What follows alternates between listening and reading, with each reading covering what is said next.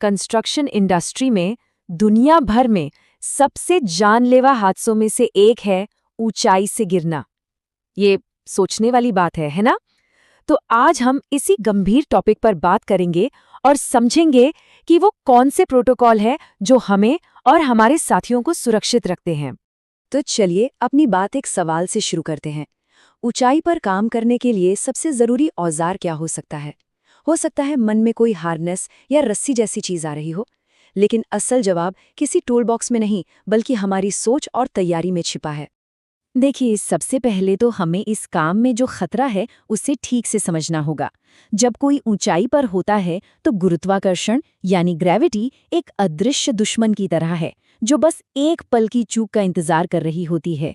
इसलिए जिन प्रक्रियाओं की हम बात करने वाले हैं वो सिर्फ नियम नहीं है, बल्कि इस लगातार बने हुए खतरे के खिलाफ एक मजबूत सुरक्षा कवच है। तो चलिए अब बात करते हैं उस सुरक्षा कवच की, कह सकते हैं उसकी रीढ़ की हड्डी की, और वो है वर्क एट हाइट परमिट। अब ये सिर्फ एक कागज का टुकड़ा नहीं है, बिल्कुल नहीं। समझिए कि ये वो एक दस्तावेज है जो पूरे के पूरे सेफ्टी सिस्टम को एक साथ जोड़कर रखता है। तो ये परमिट आखिर करता क्या है? सबसे पहले तो ये किसी भी ज्यादा जोखिम वाले काम के लिए एक तरह से ऑफिशियल हाँ है। इसका मतलब ये है कि उस काम को पहचाना गया है, उसकी पूरी प्लानिंग की गई है और उसे एक्सपर्ट्स ने मंजूरी दी है। ये परमिट सिर्फ काम करने वालों की जान ही नहीं बचाता, ये प्रॉपर्टी और कंपनी के लिए भी एक कानूनी और प्रैक्टिकल सेफ्टी शील्ड की तरह काम करता है। मतलब हर लेवल पर सुरक्षा पक्की होती है। और साथ ही परमिट इस बात की भी गारंटी देता है कि जो लोग काम कर रहे हैं वो ट्रेंड है, वो काबिल हैं।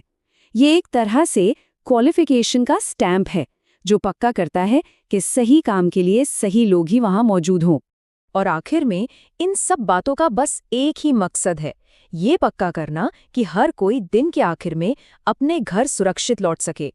परमिट के बाकी सारे पहलू इसी एक जरूरी लक्ष्य को पूरा करने के लिए बने हैं।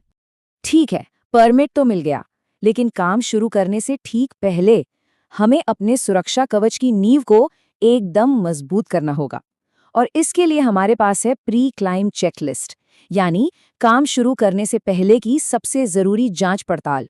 ये 5 कदम बहुत बहुत जरूरी हैं। पहला, परमिट वेरीफाई करना। दूसरा, काम करने वालों की ट्रेनिंग चेक करना। तीसरा, हर तरह के खतरे का अंदाजा लगाना। चौथा, एक एक इक्विपमेंट की बारीकी से जांच करना। और पांचवां, काम करने की जगह को पूरी तरह से कंट्रोल और सेफ बनाना। और हाँ, याद रहे, ये 5 कदम इसी क्रम में होने चाहिए। सेफ्टी में कोई शॉर्टकट नहीं होता। तो हमारी नींव अब मजबूत हो गई है। चलिए अब सुरक्षा कवच की उन असली परतों पर नजर डालते हैं जो हमें सीधे सीधे बचाती हैं। ये हमारे असल लाइफ सेवर्स हैं। इसमें सबसे जरूरी है फुल बॉडी हार्नेस, जो गिरने की हालत में शरीर को सपोर्ट करता है। इसे जोड़ा जाता है एंकरेज और लाइफलाइन सिस्टम से, यानी वो मजबूत पॉइंट्स और रस्सियां जो किसी को गिरने पर थाम लेती हैं। फिर आते हैं स्कैफोल्ड और गार्डरेल, जो एक स्टेबल वर्किंग प्लेटफॉर्म देते हैं। और हाँ, टूल लैंडयार्ड्स को तो कभी नहीं भूलना चाहिए, ताकि छोटे मोटे औजार नीचे गिरकर कोई बड़ा हादसा ना कर दे। लेकिन सिर्फ सामान होना ही काफी नहीं है।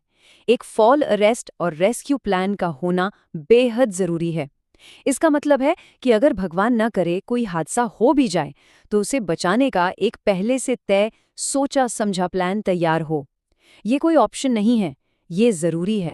इक्विपमेंट के अलावा सुरक्षा की इंसानी परतें भी उतनी ही जरूरी हैं, जैसे कि बडी सिस्टम या एक स्पॉटर का होना, जहां एक साथी दूसरे पर नजर रखता है।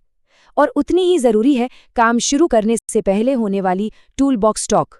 ये सिर्फ एक मीटिंग नहीं है, ये दिन भर के लिए सेफ्टी को सबसे ऊपर रखने की एक कमिटमेंट है।